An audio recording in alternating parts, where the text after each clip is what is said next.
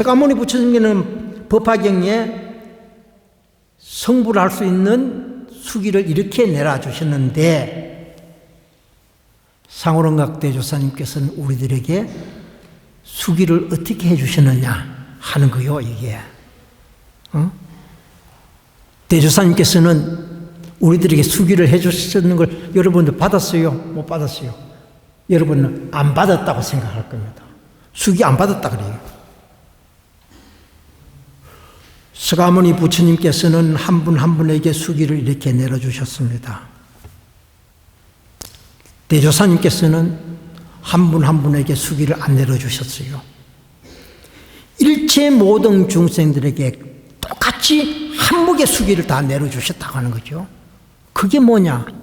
바로 상호론각 대조사님의 법어입니다. 법어가 바로 수기라. 왜 수기냐? 여러분들이 그 뜻을 잘 살펴보면 답이 나오거든요. 대조사님 법을 다시 한번 법어를 말씀을 드려볼게요. 실상은 무상이고 묘법은 무생이며 연하는 무념이다. 그 한 단계입니다. 두 번째 단계, 무상으로 죄를 삼고 무생에 안주하여 무념으로 생활하면은 두 번째 단계. 그 다음에 세 번째 단계는 그것이 곧 무상보리요 무의 해탈이며 무한생명의 자체의 구현이다. 세 번째. 네 번째는 일심이 사항 청정하면 처처의 연화계다라고 하셨어요. 그런데 곧 네 단계로, 법어가 네 단계로 나왔어요. 네 단계 나눴는데 이 전체가 다 수기의 말씀이에요. 아까 제가 말씀드렸듯이 천만억 부처님께 공양을 올리고 정법을 받들어 행하고 보살이 행할 도를 갖췄을 때 성불한다 그러거든요. 여기 똑같은 얘기라요. 그러면 실상은 무상이고 묘법은 무생이며 연하는 무념이다 하는 얘기는 바로 진리의 얘기입니다. 이 세상에 진리다는 거죠. 그 진리야. 진리 없이는 안 되거든요. 그건 진리다는 거죠. 왜 진리냐? 실상 우리가 보고 이제 순간적으로 보는 모습은 변하지 않을 것 같잖아, 그죠? 우리 생각으로는. 고정되어 있다고 보는 거예요. 고정되어 있으면 그 실상이야. 그런데 고정된 것이 없어. 전부 변해. 시시때때로 변해. 우리도 지금 현재 우리 몸속에 있는 세포가 하나 둘 자꾸 죽어가. 그러니까 늙어가는 거예요. 다 죽으면 어떻게 해요? 목숨이 끊어지는 거예요. 그러니까 우리의 모든 이 세상 모든 것은 순간적으로 자꾸 변해가고 있다고 하는 거죠. 그러니까 뭐예요? 무상이다. 상이 아니다 이거지. 본 모습이 아니다 이거지. 그러니까 무상이다 이거죠. 그 다음에 묘법은 무생이다. 묘한 진리는 그러죠. 생겨나지 않는다는 거죠. 과거의 진리나 현재의 진리나 똑같다 이거지. 바꿔질 수가 없다 이거지. 그러니까 천년 전의 달이나 천년 전의 해나 현재의 달이나 현재의 해나 같아요 안 같아요? 똑같아. 미래에 가가지고 천년 후에 만년 후에 가도 해는 해고 달은 달이야. 변하지 않아. 그러니까 진리라고 하는 그 자체는 생겨나지 않는 거고 만들어지지 않는다는 거죠. 다 고정돼 있다 하는 거죠. 그 다음에 연화는 무념이다 그래요. 연화. 연꽃은 물들지 않는다. 그러면 연꽃은 물들지 않는 건 뭐 여러분들 잘 알 겁니다. 그런데 왜 연꽃하고 불교하고 그렇게 연관을 지을 수 있느냐 하는 거죠. 물들지 않는다는 그 의미도 크지만은 그보다도 더 큰 의미가 있다라고 하는 거죠. 그 의미가 뭐냐? 여러분들이 한번 질문을 한번 드려볼게요. 여러분들 연근을 드시죠, 그죠? 연근 반찬에 먹잖아요, 그죠? 연근은 구멍이 있을 겁니다. 구멍이 몇 개래요? 연근에 구멍이 몇 개요? 어디 누가 9개라 그랬어요? 9개입니다. 왜 9개냐 하는 거죠. 왜 9개요? 영건이니까 9개야. 영건이니까 구멍이 9개야. 그런데 뭐가 있느냐? 성인, 부처님이 되지면은 심장의 구멍이 9개가 만들어져요. 그래야 부처님이 되지고, 그래야 성인이 되죠. 그러면 성인이 아니야. 응? 그래서 연꽃하고 불교하고는 뗄래야 뗄 수 없는 관계가 되어 있다. 그죠? 일화를 한번 얘기해 드릴게요. 일화. 여기에 대한 중요한 얘기가 있어요.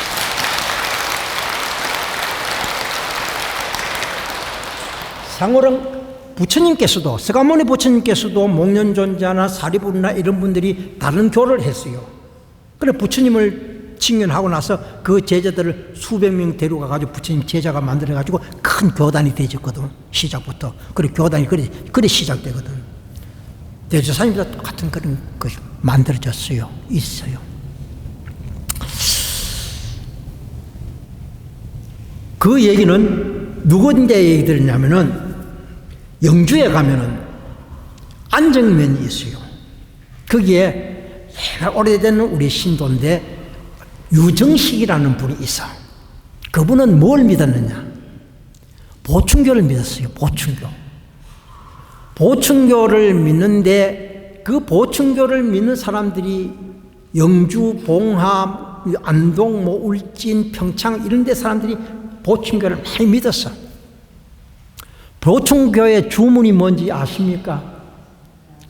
옛날에는 저는 그 보충교, 우리 부처님 보충교를 믿어가지고 그 주문을 잘 알아. 주문이 뭐냐면은 시, 천지, 조화정, 영세, 불망, 망사지, 지, 금지, 금지, 원이, 대강 이렇거든. 그걸 믿고 나는데 그게 어디냐면 저 전라남도 저기 김제가 전라북도 김제에 가면은 그 금산사라는 게 있잖아요, 그죠? 금산사를 밑에 가면 오리알터라는 터가 안에 있어. 거기서 이제 시작이 됐던 건데, 그래 이분들이 이제 그거 가지고 이제 뭐 법문도 듣고 이제 믿고 이러는데 하루는 그건 일제 시대니까 그때는 뭐 차도 뭐 별 없고 이랬으니까 말을 타고 세 사람이 건장한 사람이 말을 타고 세 사람이 딱 와가지고 그 도사를 만나자 그랬대요. 그럼 친교를 그래 하는데 앉아가지고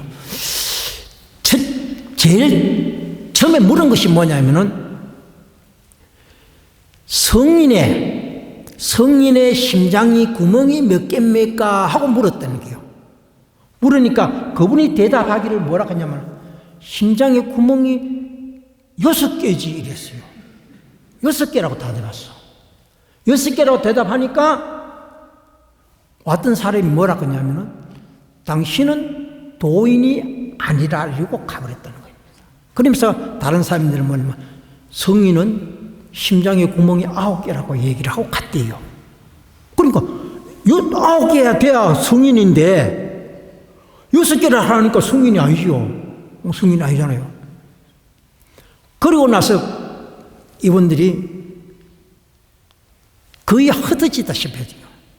왜? 성인이라고 믿었는데 아니 성인 아니라고 가서가 하고 심장의 구멍이 성인은 9개인데 그게 6개라고 대답하시니까 이게 거짓말하는 거거든. 그러니까 성인을 취급할 수가 없잖아요. 그러니까 보면 다 잊어는 거예요. 그러다가 유정식이라는 분이 어디 가냐 구인사를 찾아왔어요. 그래서 대조사님께 그때는 대조사님은 뭐라 그러셨냐면은 모두가 다 선생님이라 그랬어요. 그때는 부처님이라 쓰일도 안 하고 뭐 그런 얘도 성이라고 얘기도 안 하고 선생님 이랬어. 그래 선생님 성인의 부처님의 심장에 구멍이 몇 개입니까? 하고 물으니까 뭐 거침없이 9개지 이렇게 대답했어요. 그걸 딱 듣고 나서 거기서 들었던 얘기가 있잖아요. 심장에 구멍이 9개 해야 성이라는 얘기를 들었고 있는데 대조사님께서 9개라고 뭐 거침없이 딱 얘기하니까 뭐 먹거림이 없이 이분이 성인이겠다 이렇게 해가지고 거기에 당기던 그 도반들을 다 들어가고 한 400명 정도 뭐 영월 뭐 이런 데 사람 다 와가지고 대조사님 제자가 됐어요. 그러니까 교단이 커지잖아요. 신도가 갑자기 400명이 딱 넣으니까 얼마나 커지겠어요. 그러고 나서 영주 부석 면에 가면은 뭐가 있냐면은 옛날에는 복례사입니다. 그분들이 멀리 다니기 힘드니까 거다가 도량 절을 지어놓고 그게 기도하고 이랬어요. 그걸 언니는 거리가 갈 수 없으니까 떨어져 나가시니까 그걸 오늘만 대조사님께 기증을 했어. 종단에다 기증해서 그때는 종단도 아직 안 만들어졌을 때니까 아마 구인사에다 기증했다 그러면 돼요. 그렇게 하고 나서 대조사님이 그거 가가지고 일주일 동안 설법하셨어요. 그래서 대조사님께서 깨달음을 얻으시고 제일 처음 바깥에 나서 설법하신 곳이 바로 거기입니다. 그러니까 그 제자들이 꽉 일어나게 되는 거죠. 그래서 영꽃과 성인과의 관계는 바로 그런 관계가 있다라고 하는 말씀을 드리고요. 그 다음에 두 번째는 여기 이제 진리라 그랬잖아요. 그 다음에 진리가 있으면은 그 진리대로 실천이 있어야 돼요. 행하는 게 있어야 돼. 행하는 게 없이 뭐 이루어질 수 없거든. 그러니까 뭐냐면 무상으로 체를 삼으라. 우리가 보는 모습에 주관을 두지 말고 이거는 변한다, 없어진다, 상이 아니다는데 체를 삼으라겠지. 기둥을 삼으라는 거지. 주관을 삼으라는 거죠. 그리고 무생에 안주하라. 생겨나지 않은데 안주하라. 정착하라 이죠. 그리고 무념으로 생활하라. 물들지 않은 삶을 살아라. 그 물들지 않은 무념으로 생활하라 하는 것은 뭐냐 그러면 바로 우리가 악을 짓지 말고 선을 행하고 마음을 깨끗하게 해서 하라고 그렇게 생활하라는 거죠.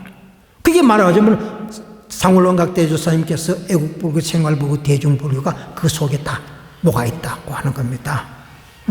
그렇게 무명으로 생활하면은 그럼 결과가 와야 되잖아요. 그렇게 실천해서 결과가 오는데 어떤 결과가 오느냐? 그것이 곧 무상보리다 그랬어요. 무상보리. 무상보리라는 게 뭐냐? 보리는 깨달음이라는 거죠. 어떻게냐? 더 이상 높이가 없이 깨달는다는 거지. 그럼 최고 깨달음이라. 그럼 그 최고 깨달음이 뭐냐? 부처님이다 하는 거죠. 그래, 부처님이 되는 뭐니까? 그 무상보리가 되지니까 뭐가 됐어요? 무의 해탈이다. 걸림이 없는 해탈을 한다. 이 모든 것을 다 해탈한다 하는 거죠. 해탈을 하니까 그 다음에 이 생명이라고 하는 것은 영원 불멸하다는 걸 알게 되는 거예요. 무한 생명의 자체군이다. 내 스스로가 갖춘다 하는 거죠. 그러면 이 생명이라고 하는 영원하다는 거지. 그러니까 우리는 죽잖아요, 그죠? 죽는다 그러잖아요. 표현하지 않은 거. 우리가 보통 죽는다고 표현하는데 불교에서는 죽는다고 표현하면 맞아요, 안 맞아요? 안 맞아. 그럼 불교에서는 어떻게 표현해야 되느냐? 우리가 인간이 죽는 것을 불교에서는 뭐라고 표현해야 되느냐? 뭐야라고 표현해야 되겠어요? 육체를 바꾼다고 해야 돼. 바꾼다. 열반이라는 얘기를 하면은 그거는 열반이라고 하면 어떻게 되냐면은 영혼이 육체를 받지 않는 영혼이 낙이거든. 그거는. 그런데 우리는 인연이라고 하는 것이 있기 때문에 육도를 윤회해야 되기 때문에 육체를 바꾸는 거지. 집을 새로 짓는 거요. 말하자면 어떤 집이냐? 영혼의 집, 자성의 집을 바꾸는 거다 이거지. 그래서 우리는 생명이라고 하는 것은 영원 불멸하다. 끝나지 않는다 이거지. 그렇게 되지면은 어떻게 되냐? 깨달음 얻었잖아요. 그럼 나 혼자 깨달음 얻었으면 되겠습니까? 그럼 이 세상을 구제해야 되잖아요. 구제하려고 그러니까 일심이 사항 청정하면은 처처의 연화계다. 이 세상 모두가 연꽃이다. 그럼 연꽃 위에 우리가 살아. 연꽃 위에 사는 것이 뭐냐? 바로 그게 극락세계라. 그래, 연화 극락세계라 그러잖아요. 극락세계는 연꽃 세상이야. 그러니까 처처의 연화계라고 했으니까 전부 다 연꽃 위에 우리가 사는 거다. 그런데 우리가 10만억, 서쪽으로 10만억 불국토를 지나면은 극락세계에 있다 그랬어요. 10만억 부처님 세계도, 그것도 일반 세계가 아니라 부처님 세계를 지나야 극락정토가 있다 그랬어요. 그런데 우리 일년 스님이 지었던 삼국유사라는 삼국유사에 보면은 이곳이 극락세계라 그랬어요. 그 삼국유사에 어떤 얘기가 있느냐 하면은 스라벌에 신라의 그때 경주죠. 그러니까 뱀복이라는 사람이 있었어. 뱀복이라는 사람은 어머니가 과부야. 과부가 낳았어, 아들을. 누구 뱀복이를 낳았어. 그런데 그게 가능하겠어요? 가능하다고 생각돼요? 지금 과학으로서는 가능하지 않지. 불가능이야. 옛날에는 그런 것이 많이 있었어. 과부가 어린애 낳는 사람이 있었어요. 그게 첫째 예를 들어보면은 저 문경에 가면 가은이라는 곳이 있어. 가은이라는 곳이 있는데 그 가은에는 뭐냐면은 갈전동이라고 하는 동네가 있어요. 그 갈전동네 옆에 보면 뭐가 있냐면 굴이 하나 있는데 그 굴을 뭐라 그러냐면은 지렁이 굴이라 그래. 지렁이 굴. 그런데 그게 갈전에 처녀가 한 사람이 있었어. 밤이면은 남자가 가지고 동침을 하고 가. 거절할 수 없을 정도로 해가지고 어떻게 그래 가는 기요. 그러니까 임신이 됐어. 처녀가 임신했으니 겁나잖아요. 그래 부모님한테 얘기했어. 하니까 부모가 뭐라 그러냐면 명지 꿀이 있잖아요. 명지치를 짜는 꿀이. 그럼 배 짜는 꿀이. 그걸 주면서가 보다가 바늘을 이렇게 끼워가지고 오늘 저녁에 그 남자가 오면은 옷 섭에다가 끼워넣어라. 끼워넣으면 그게 따라갈게 합니까? 뭐 이걸 가지고 하니까. 그 뿌리가 한 수십 몇 되니까. 그래서 아침에 그날 와서 끼워놨단 말이요. 끼워놨는데 아침에 날이 밝아가지고 그 시리 간 데를 따라갔어. 따라가 보니까 어디 아니면 그 지렁이 굴이라는데 그 속에 들어갔어. 그런데 그 가서 보니까 그 바늘이 어디에 껴있냐면 지렁이에 꼽혀 있더라는 겁니다. 그래서 그게 태어난 사람을 뭐라 하면 지렁이 자손이라 그래요. 그 사람이 누구냐면 견현이라 그래요. 견현. 후백제의 임금. 뭐 그건 야사로 내려오는 일입니다만 정사가 아닙니다만은 그런 일들이 흔히 옛날에는 있었다고 하는 겁니다. 그래서 이제 임신해서 낳았는데 이 태어난 아들이 말을 못해. 일어나지도 않아. 그만 누워가지고 태어나자마자 누워가지고 있는 게 12살 12년 동안 그렇게 누워 있었대요. 그 방에 말도 안 하고. 그러다가 12년이 딱 지나고 나니까 펄떡 일어나가지고 마음대로 뛰어다니고 말도 잘하고 그래 하더라는 거요. 참 이상하잖아요. 그죠? 12년 동안 말도 못하고 일어서지도 못했는데 12년이 딱 되니까 일어서가지고 마음대로 걷고 막 그 돌아다니기도 하고 말도 잘하고 이래 하거든. 이걸 삼국유사에서는 그 얘기를 설명을 안 했지만 내가 보는 견에서는 12년 동안 뭘 했느냐? 도 닦았다 하겠죠. 도를 닦았다는 거죠. 왜 도 닦았냐? 도를 닦아가지고 완성하려고 하면 이루려고 그러면 뭐 다른 것도 많이 있지만은 첫째 보지 말아야 돼. 보지 말아야 돼. 보면은 뭐가 생기요? 마음이 동해가지고 욕심이 생겨. 보면은 욕심이 생겨. 또 들지 말아야 돼. 들으면 뭐 돼요? 분노가 나. 진심이 발동된다 이지. 화가 발동된다 이지. 그 다음에 말을 하지 말아야 돼. 말하면은 말이 다 좋은 것 같지만 그 속에는 많은 악을 지어져. 업을 지어져. 그러니까 업을 지으면은 결과적으로 도가 안 되잖아요. 그래 12년 동안 그게 말도 못하고 안 하고 보지도 않고 그럼 방 안에 오르시니까 다른 거 볼 일이 없잖아요. 부모 어머니하고만 있으니까 말할 일이 없잖아요. 들을 것도 없고. 그러니까 12년을 돌을 닦았다 이거지. 돌을 닦으니까 그 다음에 도가 완성되니까 마음대로 말할 수 있고 걸어도 돼. 그래서 어머니가 죽었어. 한 20년 지나가서 죽었겠죠. 어머니가 죽었어. 죽었는데 가만 도 안으로 봅니다. 도 안을 보는데 뭐 어떻게 보냐면 이 생애를 보니까 전생에 인연이 있는 사람을 딱 살펴보니까 인연 있는 사람이 딱 한 사람이 나와. 그분이 누구냐? 원효대사야. 원효대사가 전생에 인연이 있어. 어떤 인연이 있냐? 조금 후에 말씀드릴게요. 그래서 원효대사를 딱 찾아갔어. 찾아가지고 들어가면서가 그때 이 원효대사는 이미 뭐 신라에서도 유명한 스님이 되어가지고 많은 사람이 받들고 존경하고 이런 때야. 도인으로도 받들고. 그러니까 가지고 들어가면서가 뭐라 했냐면 원효 있느냐 하고 막 고함을 지르겨. 친구 같이 원효 있느냐 하고 고함 지르. 그러니까 그 제자들이 보니까 기가 막히거든. 저 빌어먹는 거지가 와가지고 원효를 야자 이리니까 이게 기가 막히잖아요. 그런데 원효대사는 방에서 그 얘기를 떡 들고 탁 와가지고는 합장을 고스란히 합장하고 절을 하는 기라. 절을 하는데 이 뱀복이는 절을 안 해. 그냥 뻣뻣이 서 있어. 그러면서 뭐라 그러냐.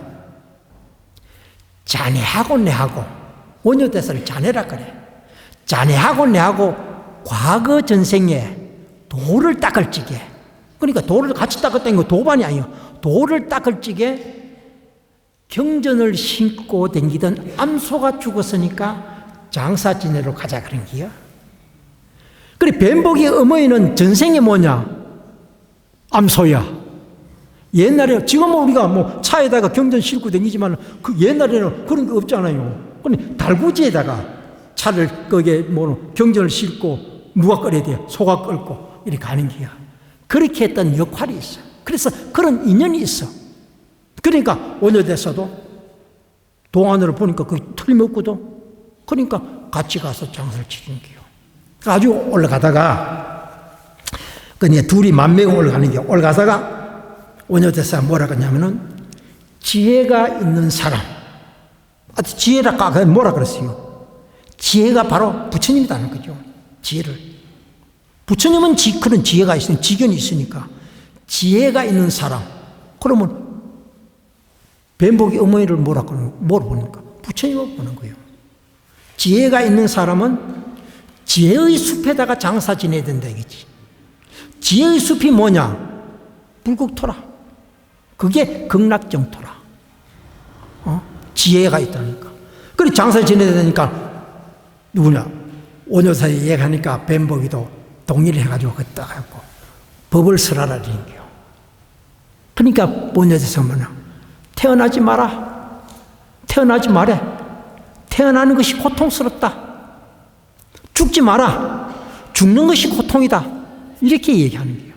그래서 보여주는 거예요. 그러니까 우리 인간이 사고가 뭡니까? 네 가지 고통.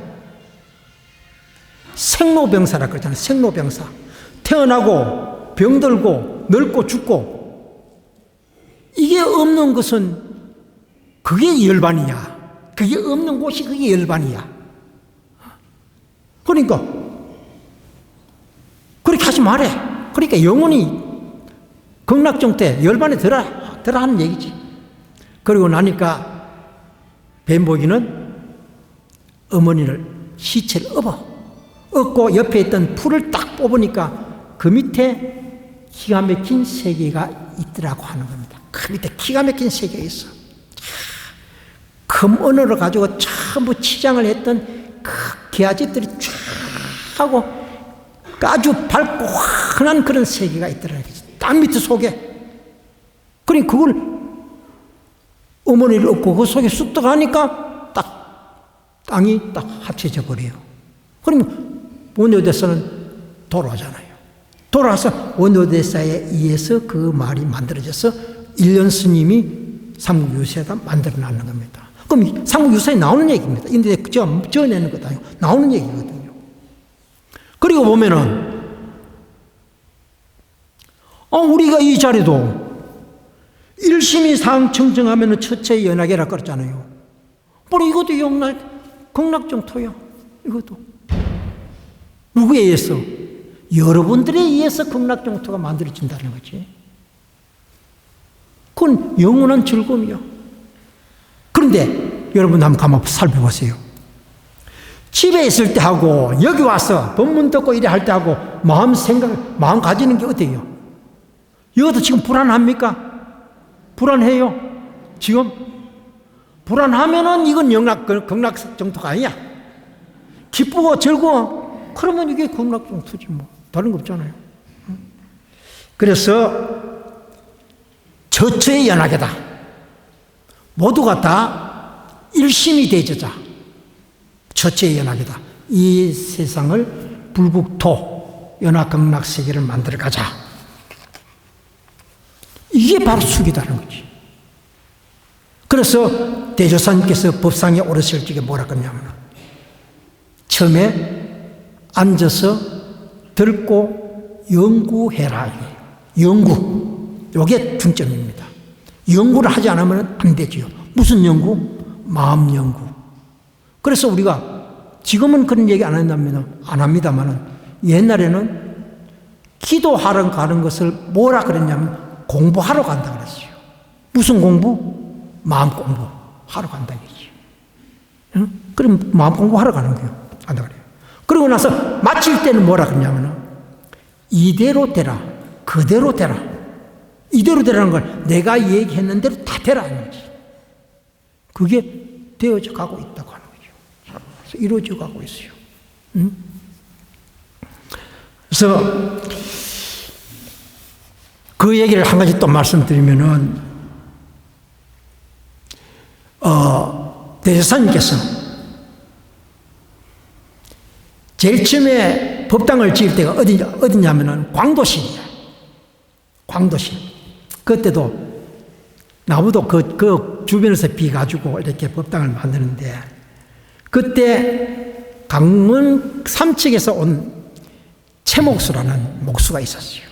일을 딱 하는데 대제사님께 거기서 나가셔가지고 이런저런 얘기를 하시자 지시를 하시면서 뭐라 그랬냐면은 지금은 이런 법당을 짓지만은 나중에 가면은 이 골짜기 안에 그 물이 가득 찬다고 말씀하셨어요. 그 물이 가득 찬다고 말씀하셨어요.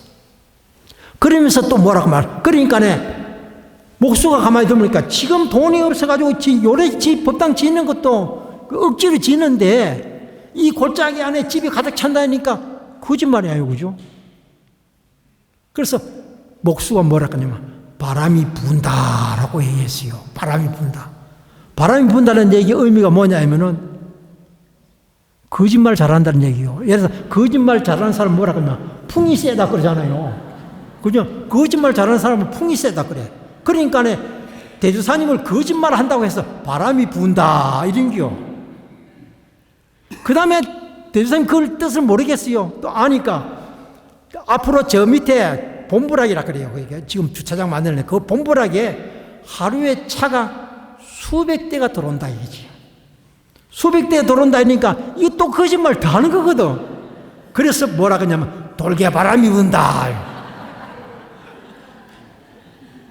그런데 그게 다 이루어졌어요. 다 이루어졌어요.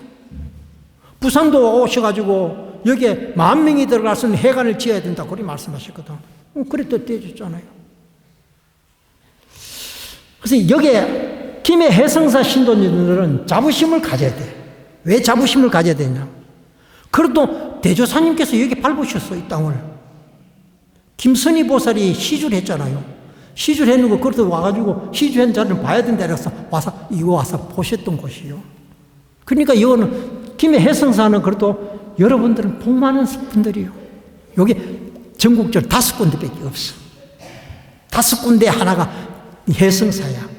그러니까 여러분들이 그만큼 자부심을 갖고 기도를 해야 된다는 거지. 그래서 이 모든 걸 이루기 위해서는 뭘 해야 되냐? 바로 수기했던 거 그게 대지해야 되잖아요. 대지하려면 뭐 해야 되냐?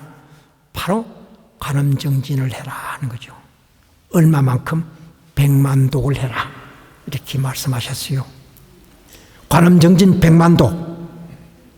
이게 우리 신앙의 목표입니다. 100만 독. 100만 독. 하루에 한 5시간 정도 부르면은 한 달 정도만 되면 100만 독을 할 수 있어요. 100만 독 숫자를 쳐. 그런데 대제사님께서 우리들에게 가르친 이 100만 독은 숫자적인 개념이 아닙니다. 숫자적인 개념이 아니라 그 무슨 개념이냐? 바로 백은 흰백자라는 거죠. 흰백자. 흰 것은 뭐냐요? 깨끗하잖아요. 추접하는 게 아니야. 그게 만이면은 만을 무엇을 만을 쓰냐면은 찰만자를 쓰는 거예요. 어디에 깨끗한 것이 차야 되냐? 내 마음속에 깨끗한 것이 가득해 차는 것을 100만이라 그래. 그래서 우리가 숫자적으로 100만 채웠다. 이건 아니라. 그런 개념이 아니다는 거지. 그래서 그건 뭐냐? 우리가 재앙막작하고 중승복령하여 자정기심하면은 심형불교라고 하는 그 이치가 거기에 담겨 있다고 하는 거죠. 100만 독에. 그래요. 악짓지 말아요. 악짓면 안 돼. 선을 무조건 해야 돼. 베풀어야 돼. 안 베풀면 안 돼. 그렇게 해서 관음정진 열심히 해서 상호랑각 대조사님께서 우리들에게 내려주신 수기를 다 할 수 있도록 완성할 수 있도록 이룰 수 있도록 노력해 주실 것을 당부를 드리면서 저 얘기는 마치도록 하겠습니다. 감사합니다.